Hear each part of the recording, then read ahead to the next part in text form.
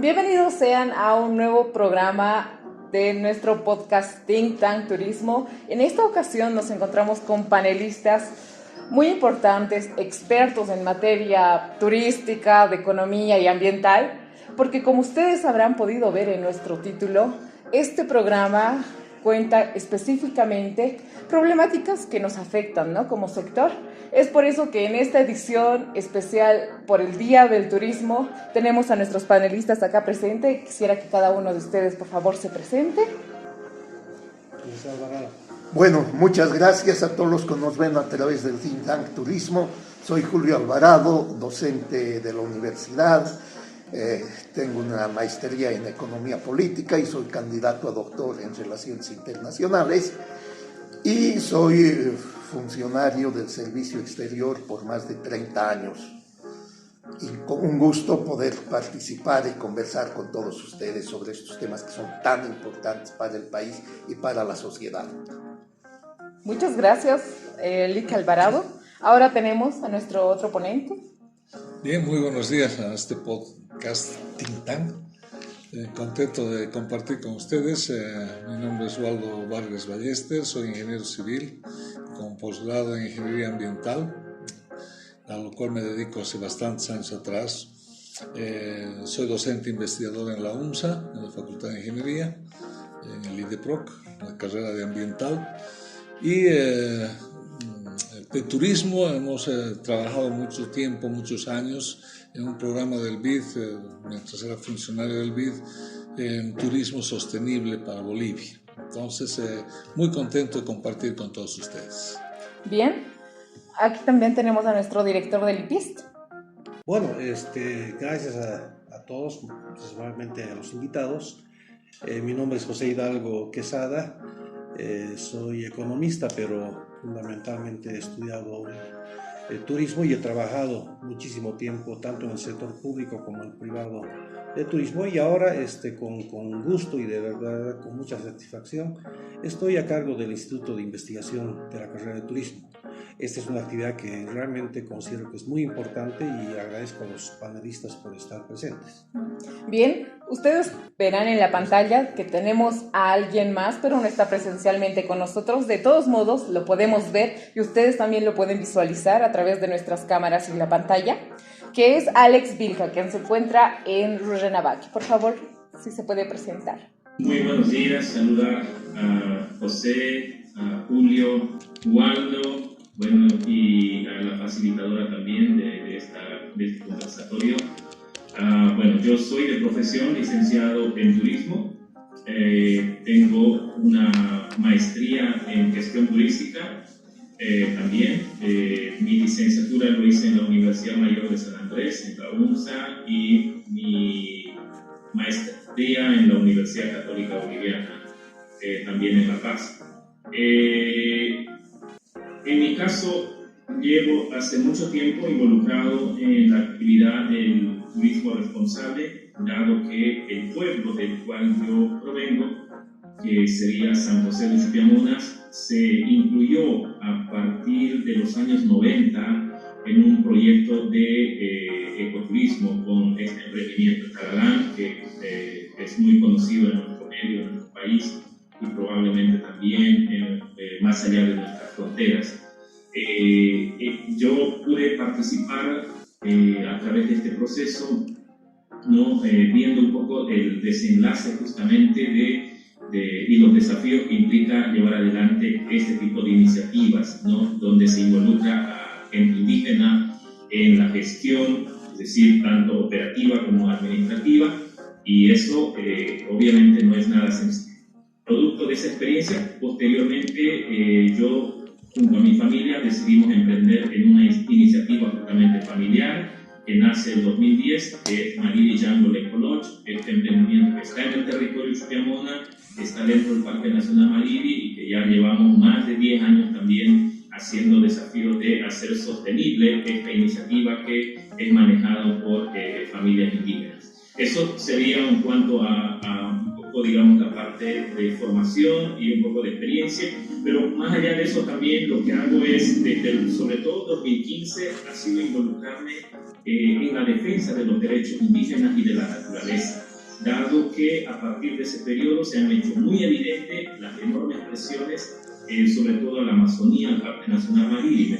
Me refiero a la construcción de 2 centrales hidroeléctricas, Chepete y El Bala, en la cuenca del río Beni, y posterior a eso el avance desmesurado de la minería ilegal en los ríos amazónicos, el río Caca, el río Beni, y últimamente asediado el río Tuichi, que obviamente también empieza a gravitar sobre otros ríos como el Tequeque, el propio río Marítimo.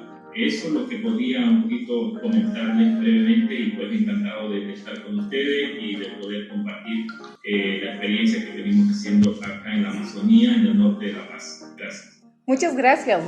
Bien, como ustedes ven, tenemos panelistas que están muy informados en estos temas que estamos tocando, ¿no? Que son la contaminación, el desarrollo y también la economía, ¿no? Que es algo muy importante y en lo que se ve muy involucrado el turismo.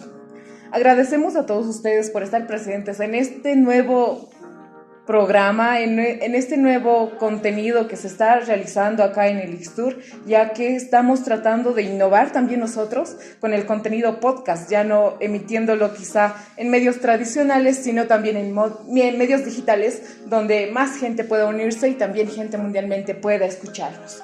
Bien, ahora ya introduciéndonos en el tema, quisiera que nuestro acá director del IPIST nos pueda mencionar, ¿no?, aspectos importantes quizá sobre el Día del Turismo, sobre la temática que estamos abordando, que no es solo de ahora, ¿no?, es recurrente. Muy amable, gracias. Sí, un poco para contextualizar el tema. Bueno, septiembre es un mes muy especial en todas partes, en Bolivia particularmente. Celebramos muchas cosas, la primavera, la juventud, el estudiante, etcétera. Pero para nosotros en el sector es realmente muy importante porque celebramos el Día Mundial del Turismo. Hace ya varias décadas, la OMT, la Organización Mundial del Turismo, ha señalado el 27 de septiembre como el Día Mundial del Turismo. Este año, como todos los años, ha elegido un lema, ¿no? Y en esta ocasión ha elegido el lema de turismo e inversiones verdes, recomendando justamente el hecho de que turismo es un sector muy importante, pero que requiere inversiones, pero sobre todo inversiones que vayan en este caso, verde significa lo ecológico, lo sostenible, etcétera, y recomendando que más allá de inversiones solamente desde la óptica de la productividad, inversiones desde la óptica de la rentabilidad, veamos también una participación de la sociedad, de las comunidades locales, etcétera. Por eso, en el Instituto de Investigación hemos elegido justamente en nuestro trabajo tocar ese tema de turismo, desarrollo y medio ambiente. A nivel nacional tenemos una problemática que en este momento resulta de mucha urgencia.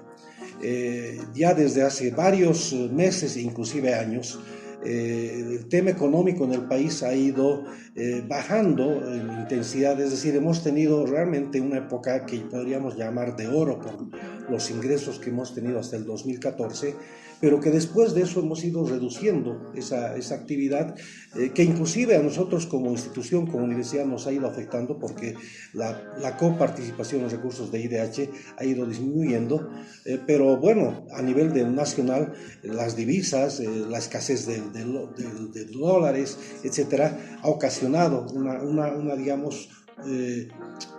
una conciencia de ver si realmente nuestro modelo de desarrollo extractivista es acorde o no. Junto con eso tenemos un problema medioambiental ahora, que es justamente el tema de la explotación de oro, que es la explotación justamente en la región del Madidi, el oro, con el uso de algunos elementos químicos como el mercurio, que está ocasionando altos efectos nocivos. Eso debería llamarnos la atención y precisamente nosotros queremos ver que el turismo justamente trate de articular ese modelo de desarrollo, ver cómo estamos en el tema de desarrollo, cómo estamos en el tema medioambiental y cómo la participación de las comunidades en regiones, como digo, como el Madidi, podría servirnos para llegar a una conciencia que nos permita promover mejores niveles de desarrollo. Entonces, por eso queremos tocar estos temas y hemos invitado justamente a especialistas en estos campos. Bien, a nuestro expositor, Julio Alvarado, por favor, algo que nos pueda resaltar. Bueno, la sociedad boliviana está viviendo una crisis económica, crisis política, crisis social, crisis moral. Yo creo que esos temas se los va a ir abordando. Pero la crisis económica fundamentalmente ha hecho que se pierdan miles de fuentes de trabajo. Y eso es lo que afecta a la familia boliviana, porque sin trabajo las condiciones de vida naturalmente empeoran sustancialmente. En ese sentido, pensar que el sector turismo da cabida a alrededor de 200.000 personas, ¿no? Y que debería ser uno de los sectores fundamentales para un proceso de reactivación. El sector turismo tiene la capacidad de reactivarse rápidamente, siempre y cuando tenga el apoyo del Estado, siempre y cuando se den las condiciones al sector privado para que estos puedan desarrollar sus actividades sin contratiempos. Entonces, para enfrentar esta crisis económica que la venimos viviendo, y muy pocos la sentían al principio, desde el año 2015, lo que se requiere ahora es ponerse a pensar cómo generamos divisas, dólares, y justamente el sector turismo es fundamental. Para dar algunos datos económicos, el turismo ha estado generando alrededor de 800 millones de dólares. Y si comparamos, y vamos a relacionar posteriormente aquí con los expertos en medio ambiente, con la explotación de oro, por ejemplo, el oro que el año pasado han exportado 3.000 millones de dólares. O sea, el turismo con casi muy poco apoyo de parte del Estado ha logrado generar 800 millones de dólares. Y el sector de cooperativas mineras auríferas, con todo el apoyo político, económico, ha generado 3.000 millones de dólares. Entonces, si habría una política pública, que más adelante la vamos a ver, de apoyar y fomentar a este sector, naturalmente que esto beneficiaría y esto incrementaría el número de personas que en este momento están ocupadas en el sector turismo. Y tranquilamente este sector puede duplicar o triplicar sus fuentes de trabajo que son tan necesarias en este momento. Por otro lado, que es importante ver, es el contexto internacional. El contexto internacional que lamentablemente es desfavorable. Es desfavorable porque América Latina se ha convertido en una zona, entre comillas, de riesgo. Tenemos Perú, y menciono Perú, como aquí los expertos en turismo saben que el turismo que venía a Bolivia era una especie de rebalse del turismo del Perú, ¿no? Y con los conflictos políticos que han habido en Perú, y especialmente el sur del Perú, ¿no? Esto ha impactado, o sea, ya la crisis económica, política de Bolivia se ha visto además profundizada por estos factores externos. Entonces, ante esos fenómenos externos, lo que hay que hacer es justamente sentarnos a planificar entre todos cómo podemos reactivar esto. Además, teniendo en cuenta que este sector del turismo puede y hay potencialidades en más de 271 municipios de Bolivia. O sea, el turismo puede ser el factor que nos ayude a salir de esta crisis económica. Claro, y no tanto depender, ¿no?, del extractivismo, de esto, sino también darle apoyo como el papel lo aguanta, ¿no? Como lo dice la Constitución del Estado. Si me permites, claro, a lo que tú mencionabas, nuestra Constitución tiene 411 artículos. ¿Cuántos artículos hay sobre el turismo? Un artículo. O sea, ahí vemos que en Bolivia todavía no le hemos dado el valor que tiene este sector para nuestro desarrollo. Claro.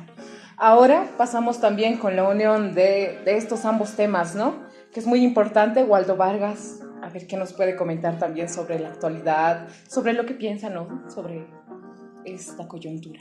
Bien, complementando las cosas y aclarando un poco también lo que mencionaba Julio, si bien la minería aurífera ha generado 3.600 millones de dólares, pero el Estado ha percibido de eso solo 74 millones.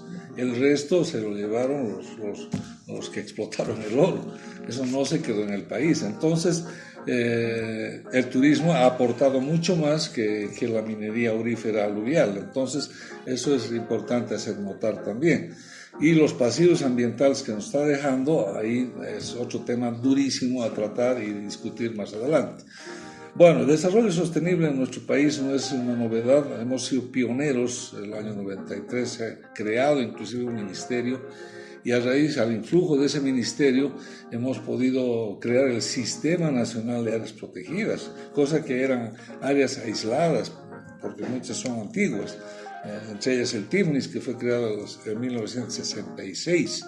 Entonces todo eso se estructuró en un sistema nacional el año 93, 95, en ese lapso, en el Ministerio de Desarrollo Sostenible, para darle esa fuerza y que las áreas protegidas se constituyan un baluarte de conservación del patrimonio natural del país y que sirva como un atractivo importante del turismo.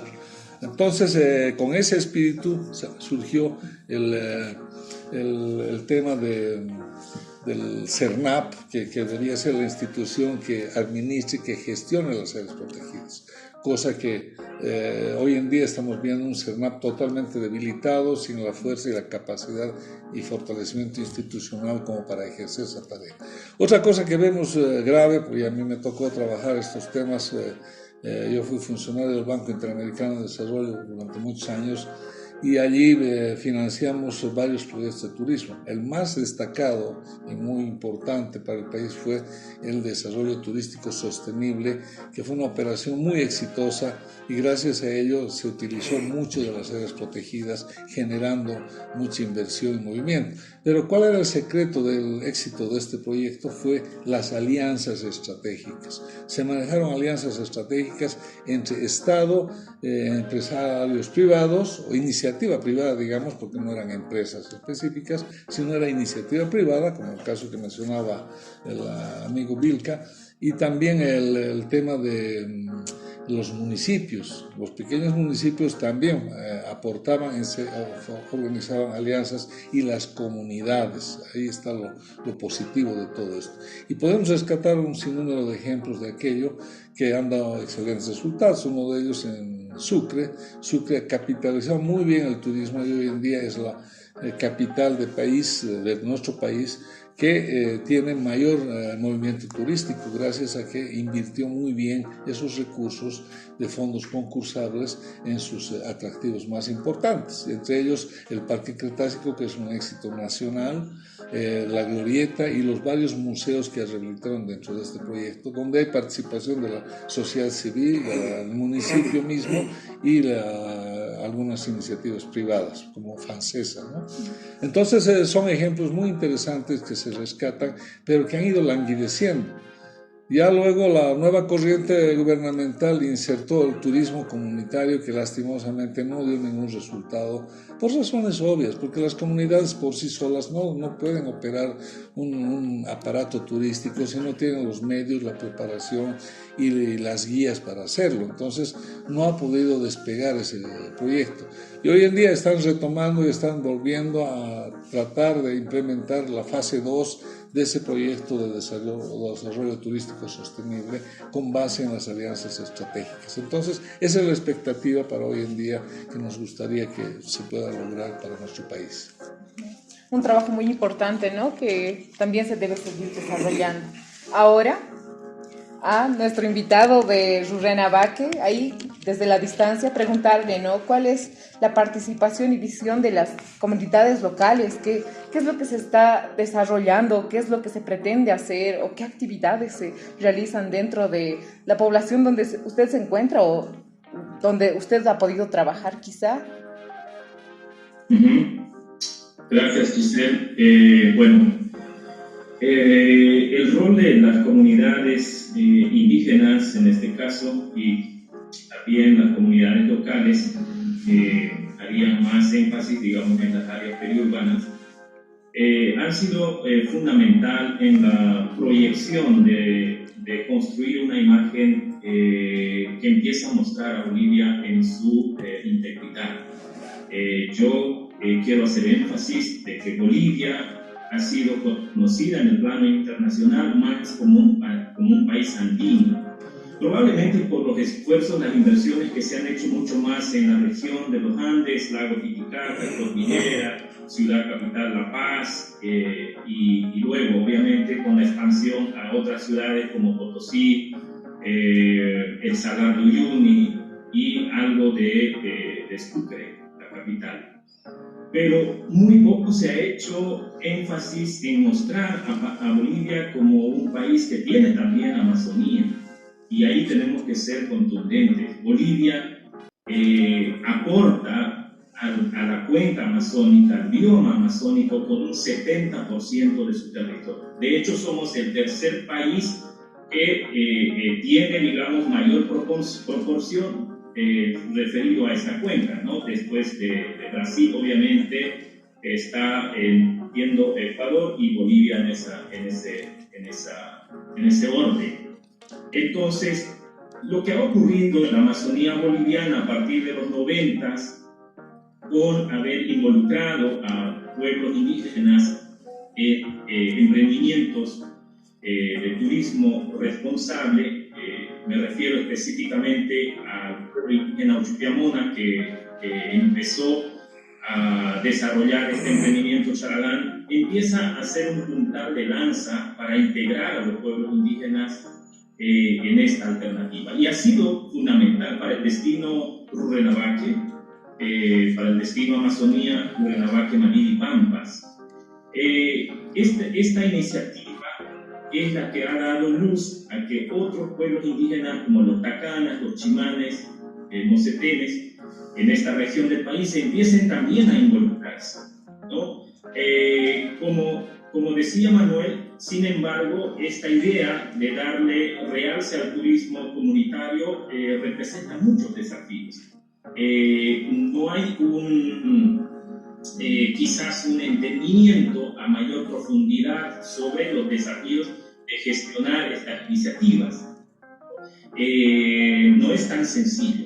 Ante esa dificultad de emprender con el turismo, con el ecoturismo comunitario o turismo comunitario, a partir del 2000 en adelante empieza a surgir otra tendencia. Es decir, las familias indígenas se organizan para emprender sus negocios a una escala mucho más menor, familiar, y estos son los emprendimientos de base comunitaria, ¿no? Ahí hay muchos. Por ejemplo, si en la TCO a principios de los 90 surge con Charalán y a partir del periodo del 2000 en adelante se hace más evidente este emprendimiento, surgen otros que hoy solo en la TCO Uchupiamona estamos hablando de 7 emprendimientos que son manejados por familias indígenas.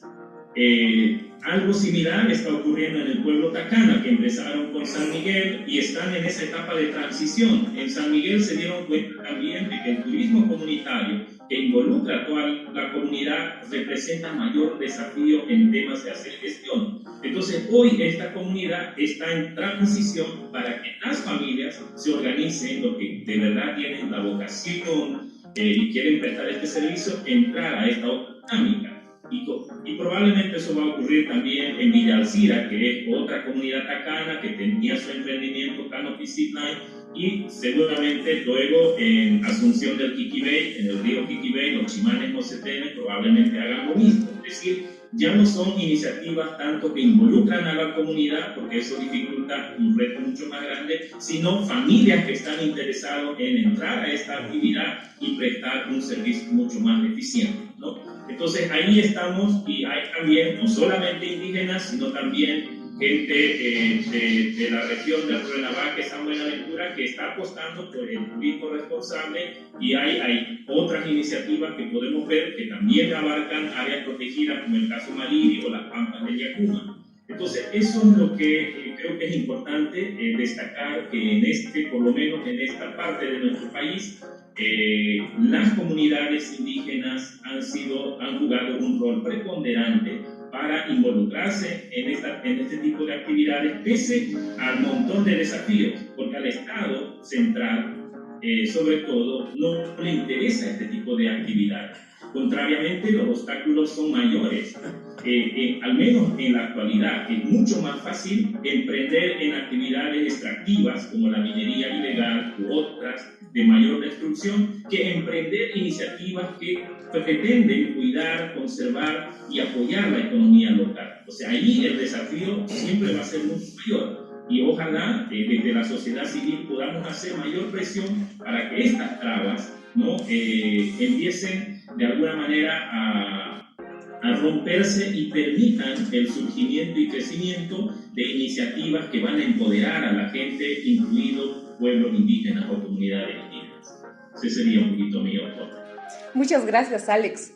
Creo que sí, es muy importante, ¿no? Ver y poner en la balanza esto de tal vez aprovecharse, si es posible decirlo, de la naturaleza, de nuestros recursos naturales, o realmente poder cuidar de esta, pero también crear economía, ¿no? Crear sustento en familias, crear más desarrollo y también, ¿por qué no invitar a más personas que conozcan estos lugares? Creo que estos temas que estamos tratando resumen, ¿no?, la problemática de la actividad turística. Yo recuerdo que antes del 2009 estaba el destino turístico Madidi, pero creciendo de manera muy sólida. Llegamos a tener registrados casi 40,000 turistas por año en la región. Eso significa tener mínimo 100 turistas diarios, ¿no? Estamos hablando de extranjeros, y eso ha hecho surgir muchísimos emprendimientos de carácter privado, y realmente fue una época muy linda. Sin embargo, por cuestiones políticas, en 2009 se adopta la medida del gobierno de exigir visas al mercado, a los israelitas, y por tanto comienza a disminuir la demanda. Y estos emprendimientos que menciona muy bien Alex comienzan también a sentir que no existe esa perspectiva interesante, y claro, tienen que ver otras alternativas económicas como las actividades extractivas. Entonces, aquí lo que hay que cuestionarse es realmente el modelo extractivista que tenemos en el país. No lo podemos cambiar porque no adoptamos, políticas adecuadas. Y es más, hubo un proyecto hace unos años de generar, y todavía está vigente, ¿no?, el tema de las hidroeléctricas. En la universidad conformamos un grupo para analizar este proyecto, y vimos que realmente tenía muchísimas falencias, pero claro, el impulso por conseguir recursos, divisas, hace que busquen cualquier alternativa, no importa inundar y generar una hidroeléctrica en el Madidi, cuando en realidad tenemos ejemplos en el exterior, por ejemplo, como Costa Rica, ¿no? Costa Rica apostó al ecoturismo hace un tiempo y pasó de $300 millones como ingresos totales por turismo a $3,000 millones anuales, con una actividad que permanentemente se puede, reiterar, ¿no es cierto? Y por tanto nosotros ni siquiera viendo ese ejemplo podemos adoptar otros modelos de desarrollo. Pongo este tema porque se pretendía invertir $10,000 millones más o menos en este proyecto de las hidroeléctricas. Todavía está ese proyecto en carpeta, y no vemos que tal vez con menos inversión podemos generar desarrollo en varias regiones con muchas mayores ventajas, ¿no? Cuidado del medio ambiente, inclusión de las poblaciones locales, adoptar una estructura que realmente sea una actividad renovable para el país, etc. Entonces, justamente creo que este tema de cuestionar el modelo de desarrollo actual debería llevarnos a una reflexión. Hemos estado desde la colonia solamente exportando minerales, gas, etcétera, ahora el litio, entonces queremos hacer esto con el litio, pero no vemos otras actividades que tienen que ver con esta actividad renovable. Claro. Ahora, algo muy importante, ¿no?, en forma de pregunta tal vez, sobre las alternativas económicas en el país. ¿El turismo estaría dentro de estas nuevas alternativas quizá? ¿O tal vez es una y hay que mejorarla? ¿Qué puntos de vista tiene?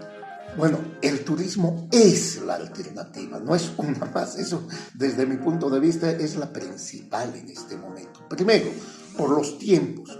Cualquier inversión en otro sector, ¿no?, lleva bastante tiempo, por lo menos son 2-3 años de maduración de un proyecto, ¿no?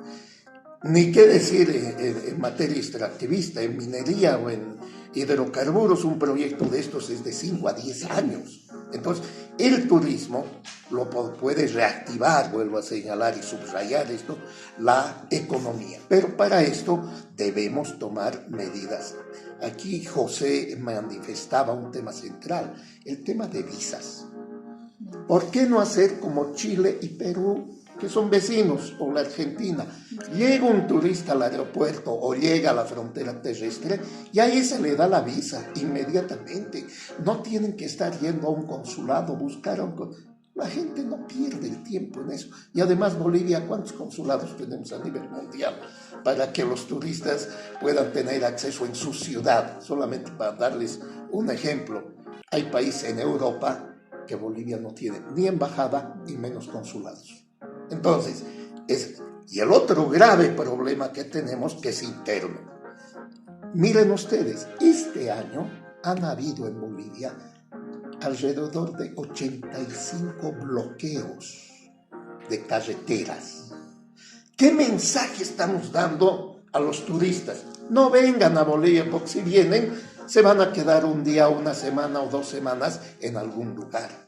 Entonces, ¿cómo el Estado, que desde mi punto de vista es un Estado fallido, porque no está atendiendo elementos básicos? La función del Estado es dar seguridad externa y seguridad interna a su sociedad.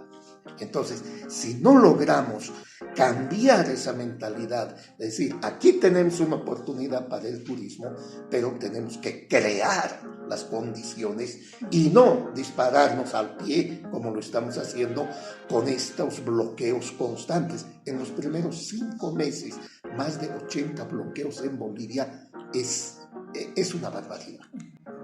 ¿Verdad?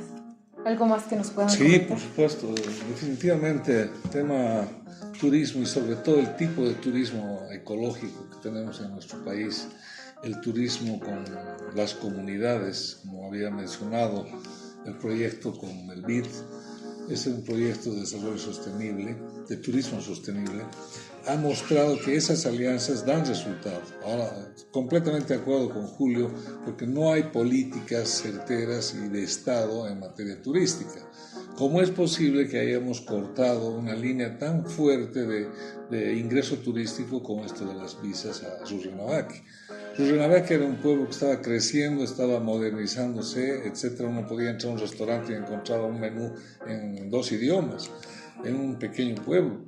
Entonces eso mostraba la pujanza y el crecimiento que tenía esta población, y eso motivaba a la iniciativa privada de poder emprender cosas pequeñas, pero que aunadas en conjunto hacían una oferta muy interesante para nuestro país. El esfuerzo que se hizo de sostenibilidad en nuestro país de las áreas protegidas, ahora se lo ha interpretado al revés. Las áreas protegidas tienen que ser avasalladas e insertar un extractivismo salvaje que está destruyendo ese patrimonio natural y está además dejando unos pasivos ambientales con efectos sobre la fauna, la flora y también los seres humanos. Todos los indígenas que están allá están totalmente vulnerables y sometidos a esta situación que quién va a atender, y no es en cuestión de 2 años que se van a recuperar, es un proceso muy largo y costoso.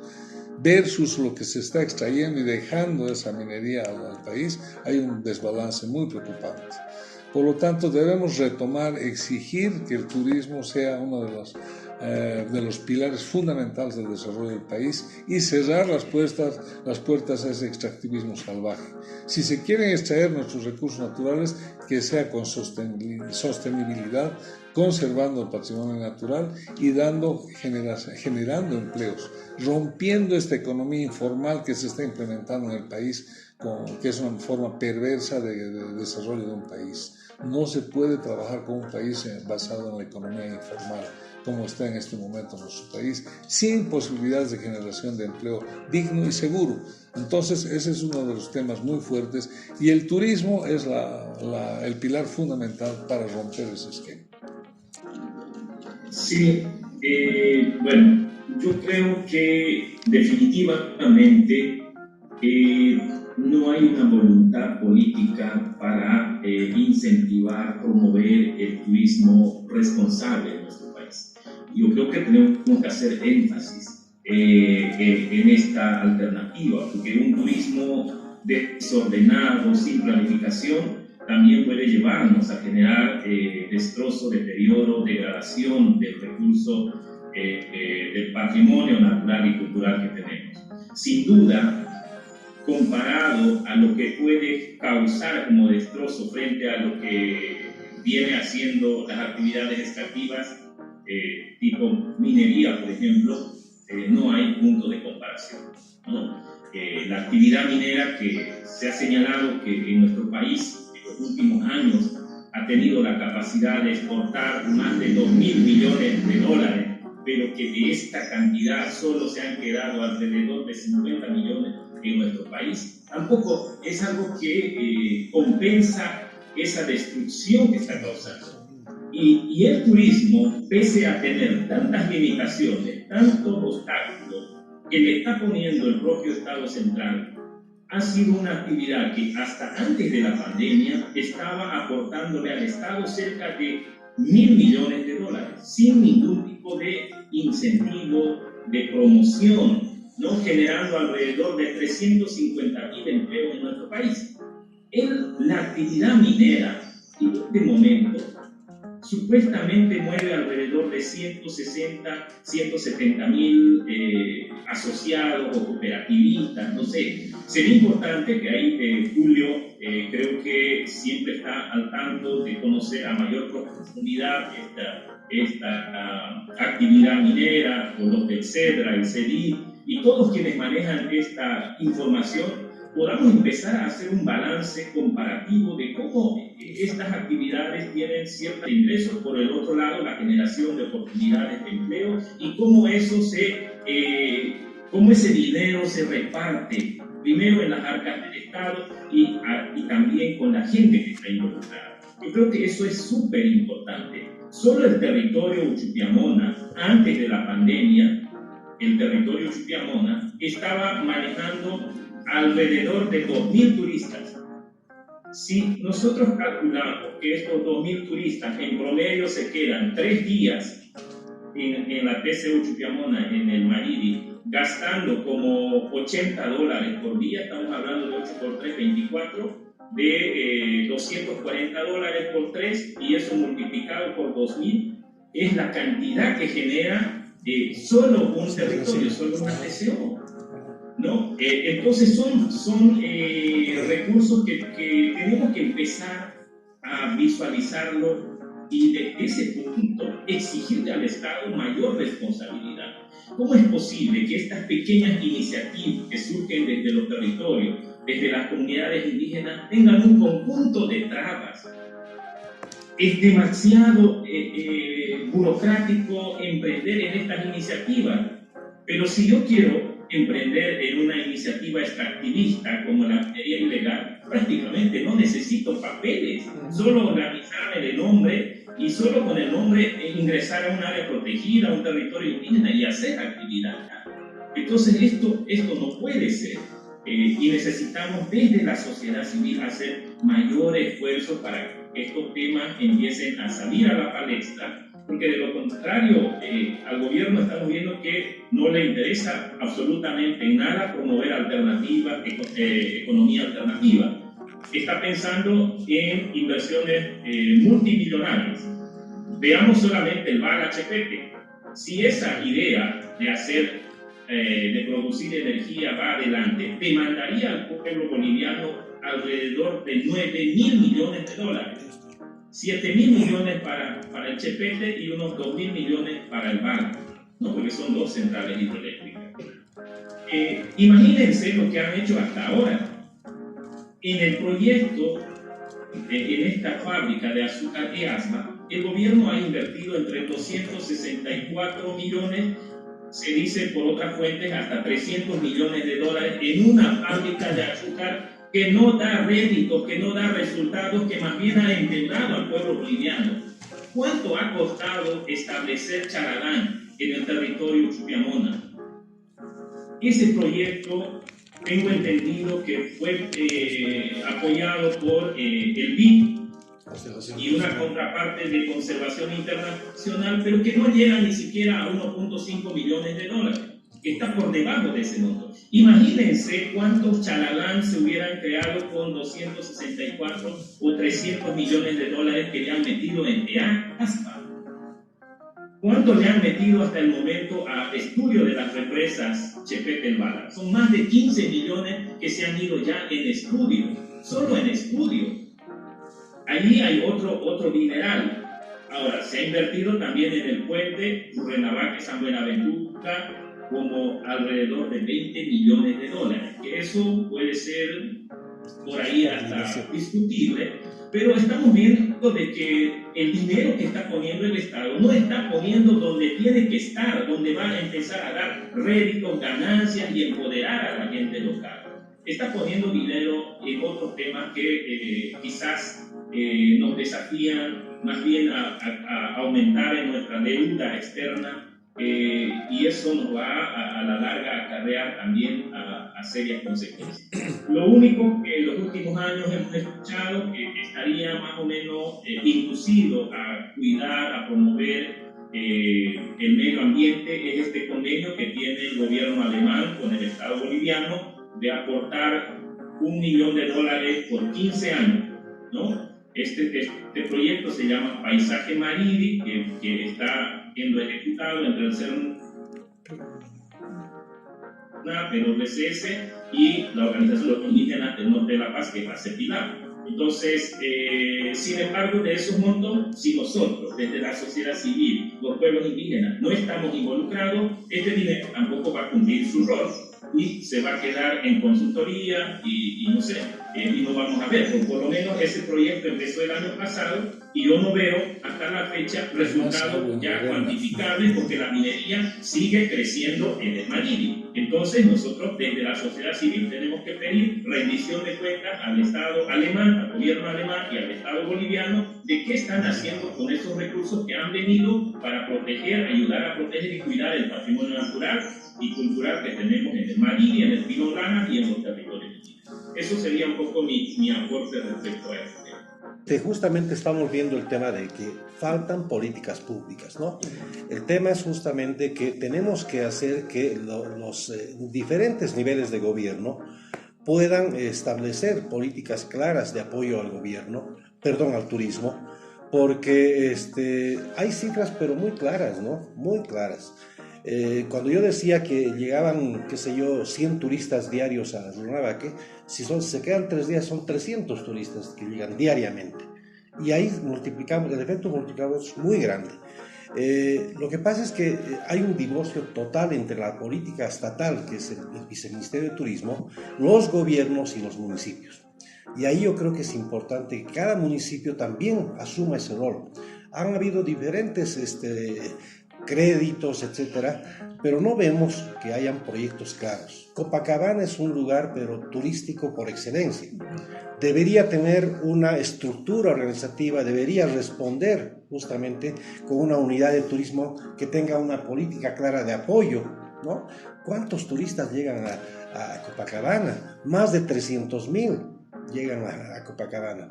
Con esa economía se puede hacer florecer toda la región, pero si no hay una política clara, realmente estamos desperdiciando, y escuchar una frase que me gusta, es echar agua a la arena, ¿no? Es decir, es como que lo que hacemos es que se pierda.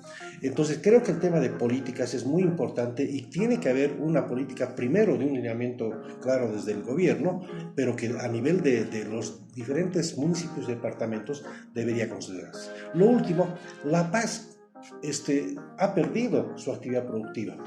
No tenemos actividad productiva importante.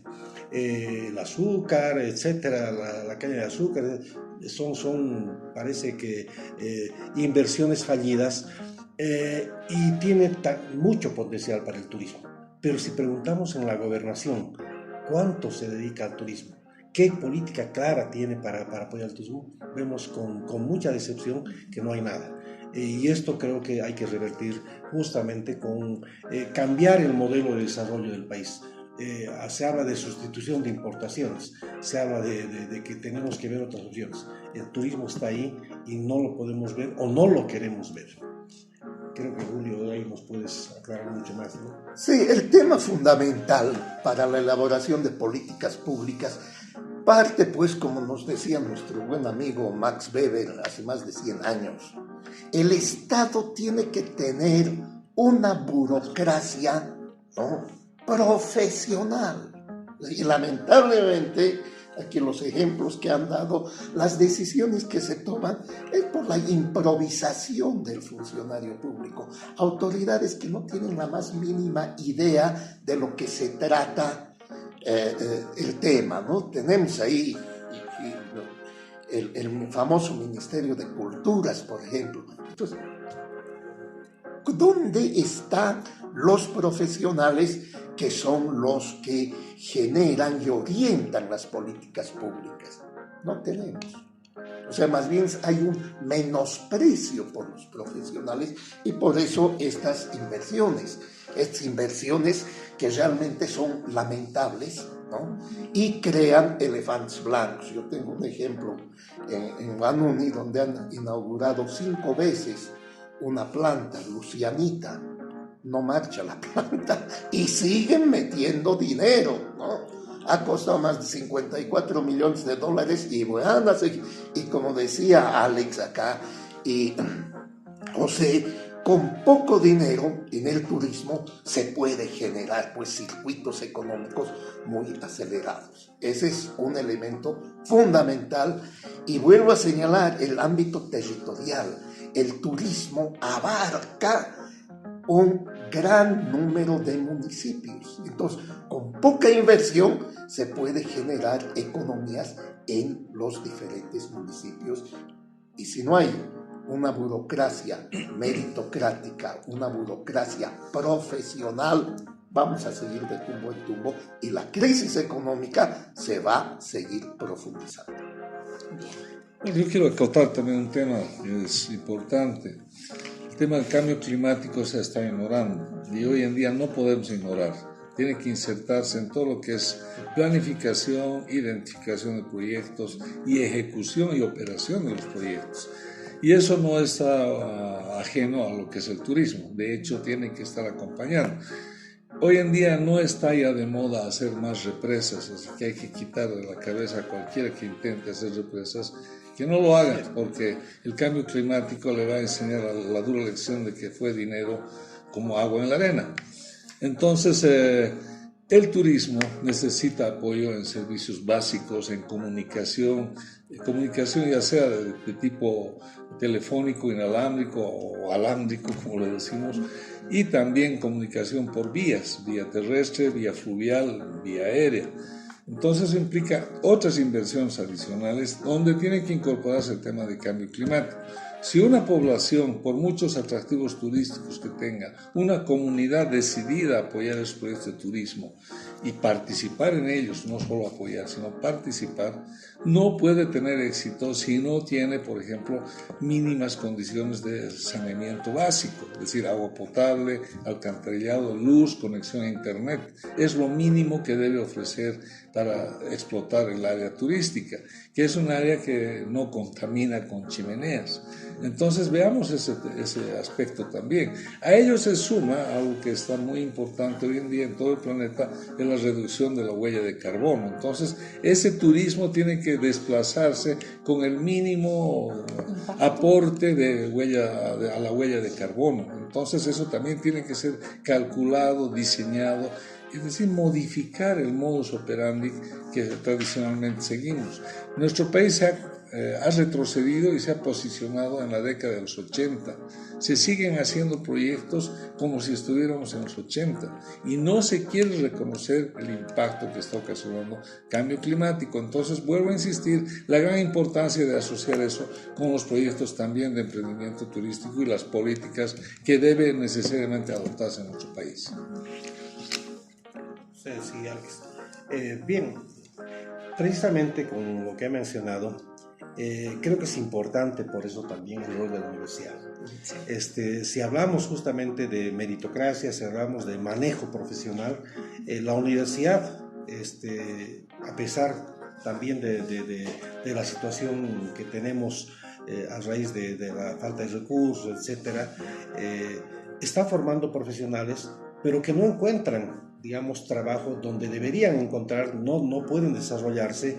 Y creo que es importante rescatar no solamente el rol de formar profesionales, sino también de participar en las políticas públicas. La universidad tiene que involucrarse y justamente este programa lo que pretende es que nosotros aportemos con tomar primero conciencia de que tanto los municipios como la gobernación, como el viceministerio de turismo, miren sus ojos, planteen de otra forma la mirada sobre turismo y podamos cambiar este modelo extractivista, pero con gente que realmente responda a esos requerimientos, a esas exigencias que son tener una mirada transversal e integral. Porque no podemos pensar en el turismo solamente desde el turismo, sino que ver el cambio climático, ver el rol que tiene sobre el desarrollo, ver el rol que tienen las comunidades locales, etc. Y creo que en esa vía la universidad debería también potenciarse mucho más. Por ejemplo, es palpable y patente lo tenemos en Alex Vilca, ¿no? Él justamente es un profesional que ha emergido de la carrera de turismo, pero que su práctica, su experiencia la ha volcado en una operación turística, pero también con una conciencia muy importante a nivel ambiental y con una representación de la población local que hace que realmente veamos que esto es patente. No sé si, Alex, podrías darnos algunos detalles sobre tu experiencia precisamente en el ejercicio profesional, pero también en la realidad que tenemos que hacer en la operación diaria. Sí, nosotros por los indígenas uchupiamonas, nos hemos arriesgado a incursionar en el turismo responsable con este proyecto de Ecoturismo Charalán. Este proyecto ha sido la escuela para muchos jóvenes. Hoy el pueblo uchupiamona tiene muchos jóvenes que hablan hasta 3 idiomas, ¿no? El castellano, el quechua y inglés. Inclusive hay algunos que han aprendido el francés, otros por ahí hasta el alemán. Entonces, eso es importante. Es ya la formación de un capital social que no fácilmente se puede tener. El hecho de que en la actualidad en el territorio uchupiamona existan 7 emprendimientos de turismo responsable, entre aquellos que son ecoturismo comunitario como Charalán, pero otros ecoturismo de base comunitaria, como es el caso donde estoy yo involucrado, Marili Chango de Corlot, son resultados, son indicadores de que se puede lograr, pese a las limitaciones, pese a los múltiples obstáculos que nos presenta el Estado, tanto a nivel central, tanto a nivel departamental como a nivel municipal, y hoy también, digamos, el nivel de las autonomías indígenas, del territorio indígena.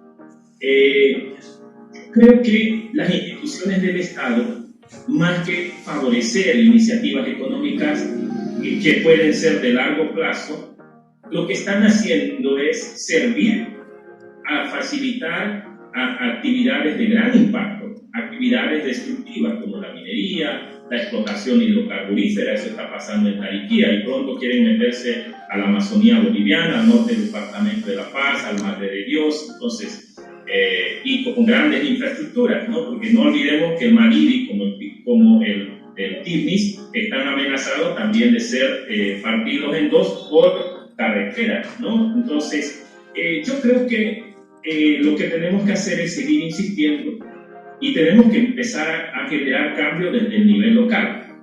Necesitamos que desde la sociedad civil logremos un mayor empoderamiento y a quienes elegimos para que nos gobiernen, pues tengan que seguir una política pública, no una política partidaria que cada vez nos hace retroceder y no logramos ningún avance. Entonces, la política del gobierno central en el caso de Bolivia ha sido excluyente para actividades extractivas. La aplicación de visas, el mostrar una inclinación total hacia el extractivismo con grandes infraestructuras, ahuyenta toda esa posibilidad. Ponerle trabas, ¿no? Ser exigente con quienes quieren hacer actividades de mayor responsabilidad social ambiental frente a quienes son los que están destruyendo. Entonces, creo que hay elementos, hay indicadores que nos permiten que podemos apostar por actividades que generen mayor rédito en la sociedad civil.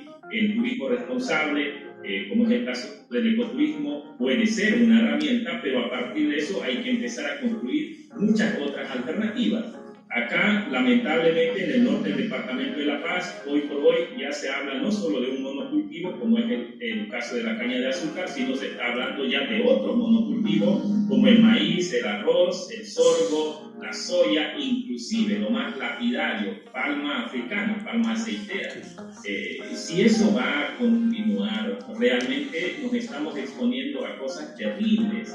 O sea, la política central nos está vendiendo prácticamente imagen de desarrollo a partir de estos proyectos, pero la realidad en otros países donde este tipo de actividades han tenido asidero, la realidad es otra, ¿no? Entonces nosotros no tenemos que dejarnos embaucar con este tipo de promesas que nos hacen los gobiernos, sino insistir realmente en buscar economías que van a dar réditos palpables, cuantificables al pueblo boliviano, a las comunidades indígenas. Entonces, creo que por ahí estamos y bueno, nos queda seguir insistiendo y espacios como estos creo que son muy oportunos para poder generar discusión, debate, análisis, reflexión y sobre todo el desafío es sistematizar toda esta información. Es muy importante la información que esté sistematizada, la estadística, para poder tomar decisiones, y eso no se está haciendo. Las áreas protegidas, como el Mariri, no sé si están generando estadísticas del flujo, lo propio en las Pampas de Yacumal, con esta reserva municipal. Al menos en el nivel urbano, en Rurrenabaque o en San Buenaventura, creo que no se manejan estadísticas. Entonces, y las cámaras de turismo, creo que también a la par no están logrando tener estos instrumentos, porque son muy útiles en la toma de decisiones y apuntar hacia dónde queremos llegar. Entonces, eso quizás también importante tomar en cuenta, pero yo insisto de que no esperemos de los niveles gubernamentales para generar el cambio. Bien, si me permite, Estela, creo que esto nos daría para seguir conversando seguramente mucho tiempo más, pero creo que tal vez para llegar a un tema final, diría, primero hay un viejo dicho que siempre recuerdo yo que dice que no hay desarrollo sin planificación y no hay planificación sin estadísticas, ¿no? Entonces, creo que es importante que tengamos una base de información para tomar buenas decisiones y para promover el desarrollo. Sin embargo, cada una de las instancias, yo creo, Alex y a todos, cada una de las instancias tiene que cumplir su rol. Las políticas públicas son absolutamente necesarias y tienen que ejecutarlas. Es decir, no podemos, la sociedad civil no puede arrogarse, no puede asumir, digamos, el papel de, cubrir ese vacío. Ellos tienen que cumplir por obligación, para eso están. El sector público, viceministerio, gobernación, municipio, tienen que cumplir con su rol y lo tienen que hacer de la mejor manera posible. Por eso estamos exigiendo que tienen que tener cuadros profesionales que permitan tener una adecuada toma de decisiones con buena información, pero con criterio y profesionalidad. La universidad también tenemos que cumplir nuestro rol. Y precisamente el último tema que quisiera que un poco ustedes nos puedan aportar con ideas es cómo nosotros asociamos la tecnología actual.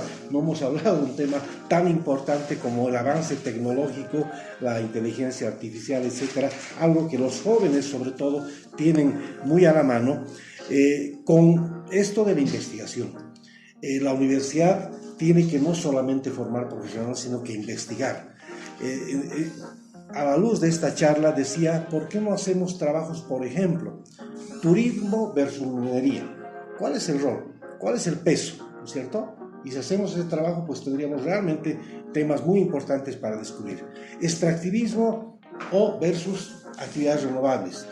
Es decir, hay muchos temas que podemos investigar desde nuestro ámbito, tanto en el tema ambiental, en el tema económico, el tema de turismo, y quisiera ver cómo podemos más o menos ir orientando a todos nuestros espectadores, a los que nos van a ver, a los que nos escuchan, para ver cómo podemos un poco focalizar o por lo menos mirar una luz entre cómo esta problemática que la vemos tan grande y el rol que nos compete como universidad, como carreras, pero sobre todo como investigación.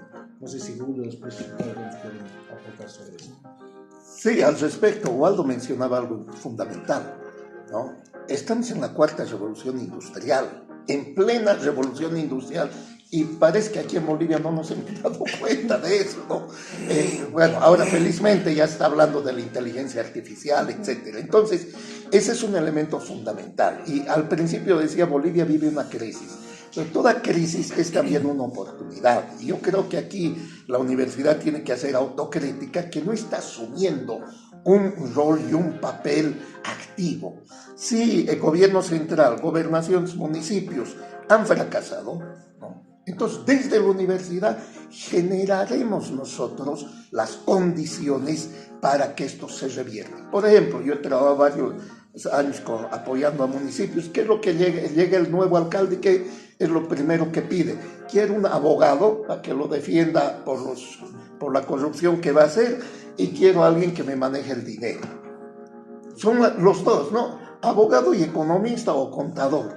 Pero, ¿por qué no generamos desde acá para que a estos alcaldes actuales, concejales y futuros candidatos, porque muchos ya están pensando, quieren ser candidatos, ¿no?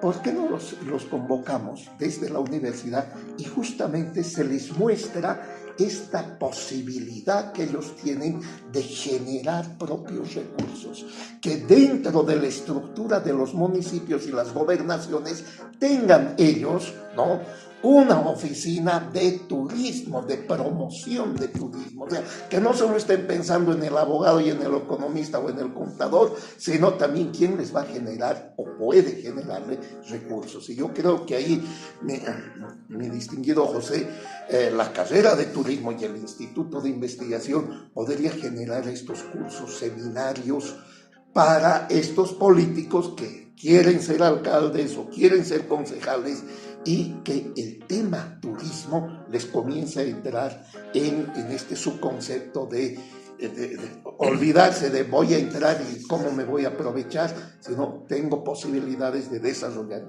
mi municipio o mi gobernación. Bueno, desde mi punto de vista, creo que habiendo dirigido investigación a la UNSA mucho tiempo también, nos dimos cuenta que la investigación está en segundo nivel. Entonces debemos reposicionar la investigación en el área académica al primer nivel. Es decir, inclusive que se creen vicerrectorados de investigación en el sistema de la Universidad Boliviana.